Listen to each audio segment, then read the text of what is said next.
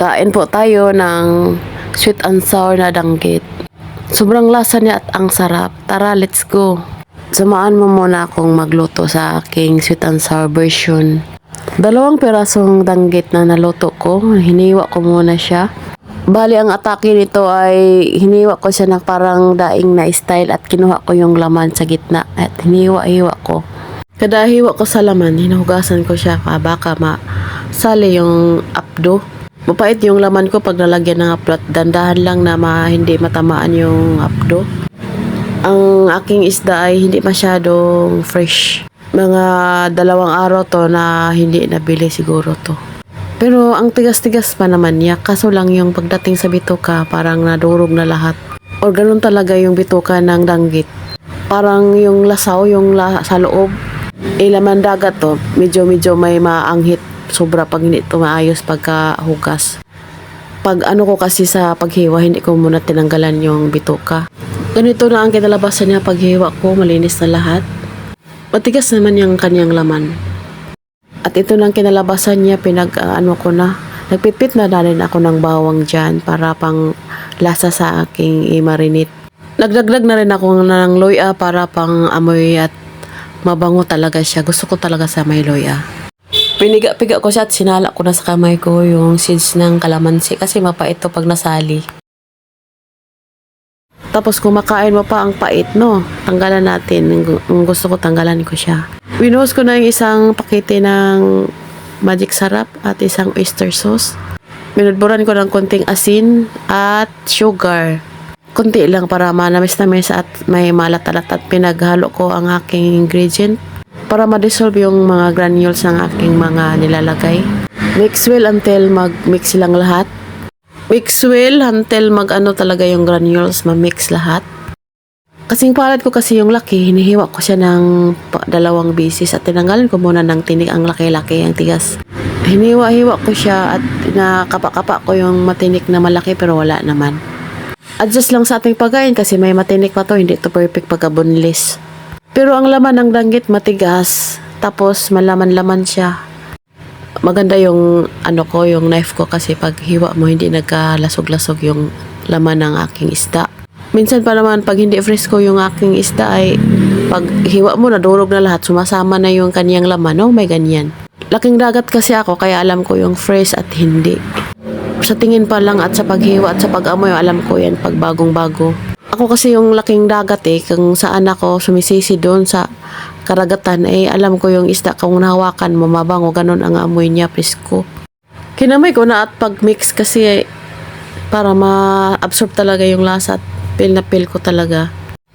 Inaayos ko pag-mix para mag-absorb yung mga granules sa laman ng isda. Yung ipag-brown mo talaga lahat sa kanilang sa laman. Malaman mo naman pag hindi na mix kasi maputla pa Dinandahan ko pag mix kasi hindi ko na pwede itong kamay-kamay ng bunga-bunga tong tinik kasi matalas yung tinik ng danggit at matigas. Halo-halo ng maigi, slowly lang para hindi matinik. Masakit pa naman pag matinit at masundot ang ating kamay kaya dandahan lang kasi naranasan ko na sobrang sakit para kang nilalagnat. Sakit talaga pag natamaan ka ng tinik, masugsog, no? Ito ang aking pagsahog ng aking sweet and sour, carrots, 1 piraso na malaki-laki. Hinihiwa ko siya ng katamtaman lang at pabilog. Depende sa cut na ninyo. Sa akin, hindi ko inaliit-liit. Sa akin na ganito lang, At sit aside ko na at sunod, na ako ng bell pepper, 1 piraso. Tanggalan ko muna ng kanyang seed sa loob. Medyo nasa kantamtaman lang hinog ng aking bell pepper at fresh ko pa galing Claveria. Isit aside at isama sa carrots at nagkuha na rin ako ng 2 stalk ng onion. Optional lang po ito pang dagdag ng color sa aking gulay. May red, may orange, may green, o diba maganda na tingnan, may gulay ng ating ulam. Ini-imagine ko lang kung anong kinat na ng kulay ng aking niluluto. Kinat ko na yung bandang ulo at inhiwa ko siya ng paliit lang. Nakatamtaman lang din, hindi maliit. Pinagtabi ko na rin sila sa carrots, bell pepper. Yan ang aking ingredient ngayon sa aking sweet and sour na gulay. Kung gusto mo tong gayahin yung ulam ko, mag-iisip ka kung anong ulamin mo. Ito gayahin, mabilis lang at mabusisi na rin. Nasit aside ko na lahat yung aking pinagkakat na gulay. Ayan na ang aking gulay na sit aside ko na. Tinakpan ko muna para hindi malangaw. At ayan na po, tapos ko na sinaside aside, nag-ano ako ng itlog, 3 piraso. Tan sa paglagay ng magic sarap at mix well until ma-dissolve ang iguyok at white yolk maghalo at nilagyan ko rin ng cornstarch. Tinatansya ko lang paglagay na ano lang ang pag-mix, mahalo pag igi ang kanyang harina at saka may cornstarch at harina ang nilagay ko, tansya lang talaga din. Yung sticky ang nito, yung pagproseso nito, hindi masyadong yung nagbuo-buo para masarap na pag-topping sa ating isda mamaya pag prito. Ginanito ko siya pag mix, ayan maano na siya. Nilagay ko na sa kawali, mainit na yung aking fan. Natapos na ang ating pag-mix, ayan, nalagay na natin yung isda at dinidip-dip ko na sa aking pinag-mix na harina at itlog. Tansya lang ng cornstarch at harina para makrispy na talaga siya. Ganito siya, dumidikit yung laman ng isda at saka yung harina at itlog. Yung tama lang sa pagkatik niya, hindi malapot at hindi sobrang laksyaw.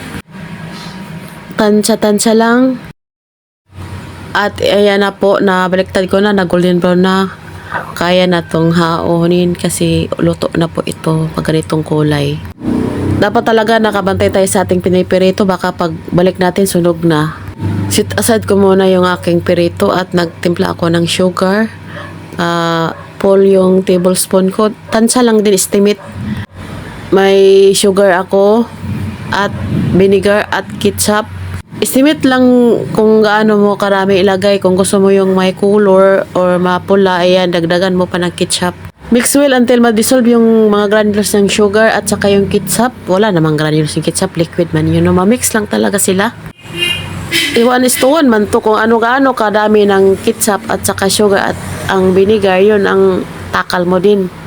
Yung matamis at saka sour, sweet and sour nga ito yung ulam, ganun ang panglasa talaga. Galing kasi ako nagprito kaya yung pinaglutuan ko hindi ko na hinugasan kasi may dumidikit na oil at hindi na ako nag-add at pinagisa-gisa ko muna yung aking mga lamasers. Segundo lang to guys, mga seconds, mga 2 seconds at pag kumulo at tinalo ko na yung aking isda. Kunting patak ng cornstarch para hindi naman masyadong labnaw at malapot siya konti lang. Hinulog ko na yung spring onion ko, optional para may green-green yung ulam ko at kain na po tayo. Thank you very much for watching. See you next vlog.